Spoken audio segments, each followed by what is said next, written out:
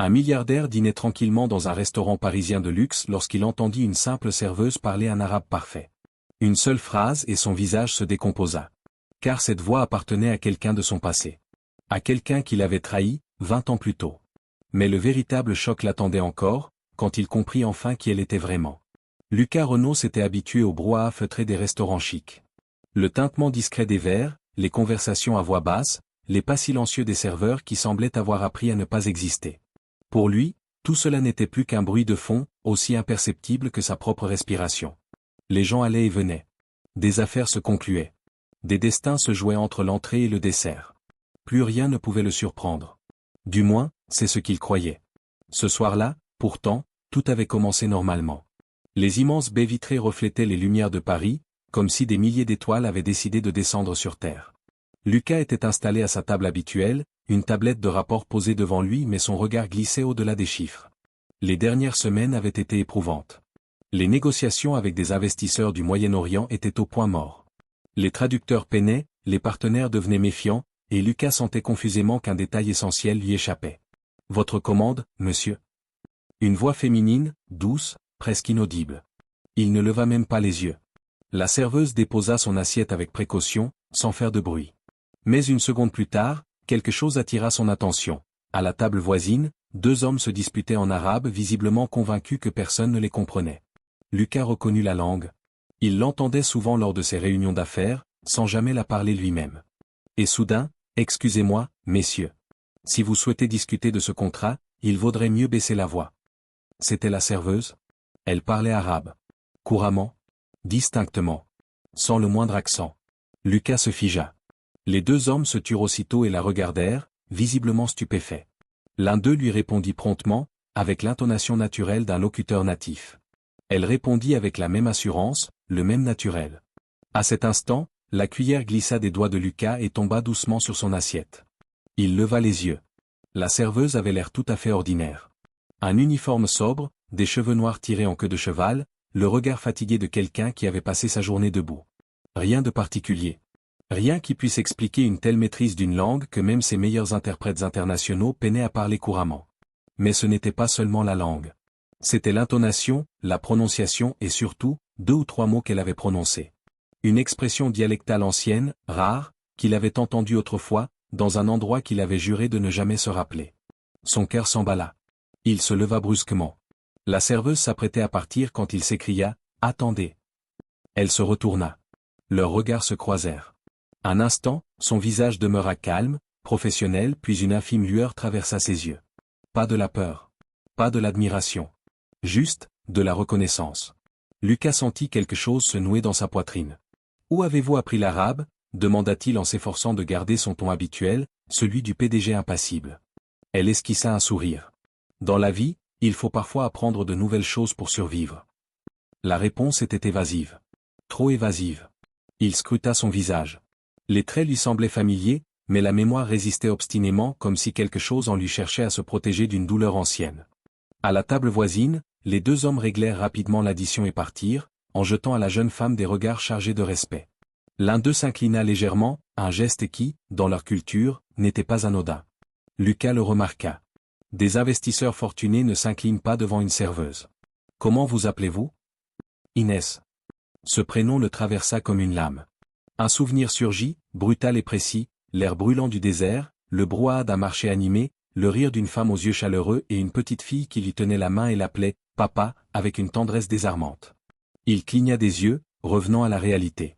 C'était impossible. 20 ans avaient passé. Il chassa cette pensée. « Êtes-vous sûr que nous ne nous sommes jamais rencontrés » demanda-t-il doucement. Inès le regarda droit dans les yeux. « Tout à fait sûr. » Mais sa voix hésita une fraction de seconde, à peine perceptible. Suffisante. C'était un mensonge. À ce moment-là, le directeur du restaurant s'approcha, sourire nerveux aux lèvres. « Monsieur Renault, j'espère que tout est à votre goût ?» Lucas ne détacha pas les yeux de la serveuse. « Plus que cela. Je souhaiterais que cet employé s'occupe exclusivement de ma table pour le reste de la soirée. » Le directeur acquiesça sans poser de questions. Inès se raidit légèrement. « Ce n'est vraiment pas nécessaire. » « Si. Pour moi, ça l'est. » Un silence s'installa. La musique du restaurant continuait, douce et indifférente, mais pour Lucas, elle avait disparu. Il n'entendait plus que les battements de son propre cœur. Elle se tourna pour repartir vers la cuisine, et à cet instant, la manche de son uniforme se souleva légèrement. Lucas aperçut un bracelet, une fine chaîne en argent ornée d'une petite pierre bleue. Il lui avait offert un bracelet identique, autrefois. Le monde sembla vaciller. Inès. Sa voix avait complètement changé. Plus de façade. Plus de masque. Qui es-tu vraiment? Elle resta immobile quelques secondes, comme si elle pesait chaque mot possible. Puis elle se retourna, lentement. Et pour la première fois de la soirée, son regard laissa transparaître quelque chose d'autre, une douleur profonde, contenue depuis longtemps. Ce regard suffit à laisser Lucas sans voix. Ne prononcez pas le nom de ma mère, dit-elle d'une voix calme, mais glaciale. Car il venait de prononcer le nom de Nadia. Lucas sentit son estomac se contracter. Le monde semblait s'être rétréci à la taille de cette phrase. Il déglutit. Il avait donc raison. Les souvenirs déferlèrent sur lui comme une avalanche. 20 ans plus tôt, il n'était qu'un jeune ingénieur ambitieux, parti travailler sur un contrat dans un pays du Golfe.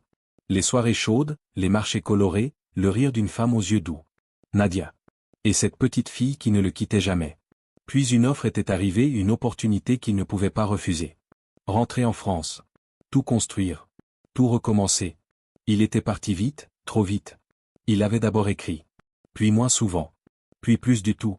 Il s'était convaincu que c'était la bonne décision. Il s'était menti. Quand tu es parti, maman a attendu longtemps, dit Inès doucement. Elle croyait que tu reviendrais. Même quand les lettres ont cessé d'arriver. Même quand c'est devenu difficile. Très difficile. Chaque mois enfonçait un peu plus une vieille épine. Elle est tombée malade. Le traitement coûtait cher. Très cher. Sais-tu combien coûte l'espoir, quand on est seul à l'étranger? Lucas baissa les yeux. Pourquoi ne m'as-tu pas contacté? Elle le regarda avec une expression qui ressemblait presque à de la pitié. Te contacter, toi?